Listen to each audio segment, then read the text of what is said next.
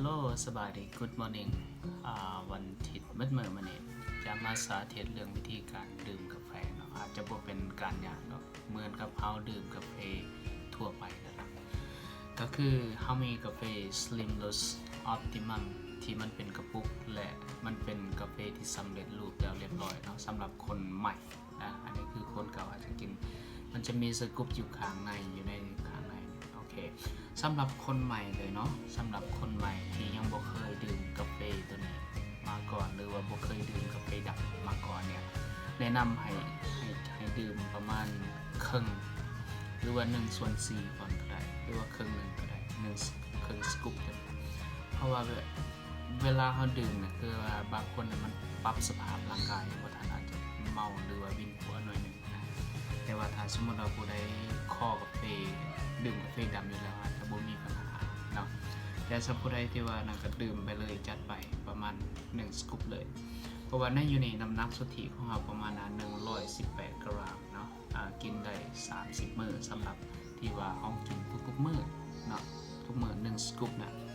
แต่ว่าผู้ใดหักที่ว่าดื่มได้2มื้อต่อครั้งจะยิ่งดีเนาะ2มื้อต่อสังกะดีคือว่าตอนเช้าเพิ่นว่าให้ดื่มก่อนเฮากินข้าวประมาณ30นาทีก็จังมากินข้าวดื่มก่อนนะ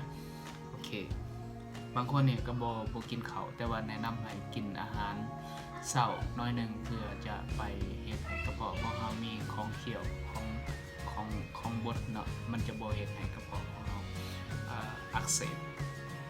อันนี้สำหรับวันนี้กาแฟตัวนี้นะก็มาใส่จอกน้ำก็ประมาณคือใส่ประมาณ6-8 ออนซ์น้ำต้องใส่ลงไปกึ๊บใส่ไปแล้วนะโอเคแล้วสำหรับที่คนดื่มกาแฟดำสดๆบ่ได้แนะนำน้ำตาลน้ำบ่เป็นน้ำตาลคือน้ำผึ้งสดอันนี้คือเราจะซื้อน้ำผึ้งสดมาใส่ปกติดื่มน้ำสดหรือผู้ใดที่ว่าบ่ใส่น้ำผึ้งสดถ้าหากสมมติว่ามีตัวโคโคสเนาะโคโคสนี่ก็สามารถที่จะปนกับกาแฟตัวนี้ได้สำหรับข้าพเจ้าเพื่อให้มันมีรสชาติหวานๆหน่อยหนึ่งก็คือซองหนึ่งอาจจะใส่ประมาณ 3-4 เดือนนะเพราะว่ามันหลายอยู่ในนี้แต่สำหรับคนที่ว่าบ่ดื่มกาแฟเลยซื้อโคโคสมาก็ได้เนาะแต่ว่าคืออยู่ในแพ็กเกจตัวหนึ่งเนี่ยมันมีเพียงแค่14 อันตัวนั้นแต่ว่าราคาสำคัญหรือว่าต้องใส่งบประมาณสูงกว่าเนาะแล้วมันมีตัวเป็นกระปุกเนี่ยอันนี้อาจจะเป็นตัวแซมเปิลให้เฮาดื่มก่อนแต่ว่าถ้าบ่ได้จะตื่มจริงๆมันมีกระปุกอยู่มันจะใหญ่กว่ากระปุกกาแฟกว่า2เท่าเนาะเกินว่า240 กรัมแล้วกินได้โดนกว่าอีกตัวนั้นการมันจะช่วยเบิร์นไขมันคือกันกับกาแฟของเราเลยอันนี้ประสิทธิภาพของมันเนาะและข้าพเจ้าสิใส่ประมาณอาจจะอยู่ในกับอันนี้อาจจะใส่ประมาณ1ส่วน